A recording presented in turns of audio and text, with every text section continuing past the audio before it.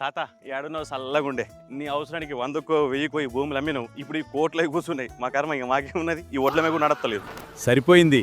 Hero villain కొట్టుకుని కమెడియన్ని చంపేసినట్టు నా మీద పడతాడేంటి? అయ్యిందేదో అయిపోయింది, ఇంకా పోయిన కాలం అయితే రిటర్న్ చేయలేం.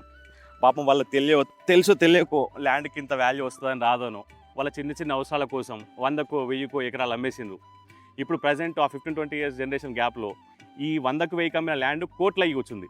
ఇప్పుడు నెక్స్ట్ మన పిల్లలకి మనం అమ్ముదామంటే మన దగ్గర ఏం లేదు, అట్లీస్ట్ మనం ఇప్పటి నుంచి కొంటే పిల్లల బర్త్డే ఉంటుంది, మనం టార్గెట్ పెట్టుకోవాలి.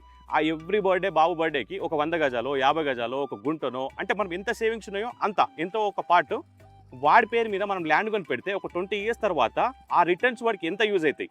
ఈ 20 ఇయర్స్లో ఏం జరిగింది, ఫర్దర్ ఇంకా 20 ఇయర్స్లో జనాలు అన్నది రేషియో పెరుగుతా పోతుంది కాబట్టి ఇంకా ల్యాండ్కి ఎంత డిమాండ్ అవుతుంది, మన పిల్లలకు ఎంత మంచి అసెట్స్ అవుతాం. మనం ఏదైతే మన తాతలు అమ్మిందో అన్న పెయిన్ ఉందో మన పిల్లలకు మన ఫాదర్స్ కొనలేరు అన్న పెయిన్ మాత్రం మనం ఇయ్యద్దన్నది నా ఇంటెన్షన్. నేను మొత్తానికి చెప్పేది ఏంటంటే మన తాతలు చేసిన తప్పు మనం చేయకుండా ఇమ్మీడియట్గా ఇప్పుడే మనం ఇన్వెస్ట్ చేయడం మన పిల్లల ఫ్యూచర్ దృష్టిలో పెట్టుకొని స్టార్ట్ చేసేద్దాం.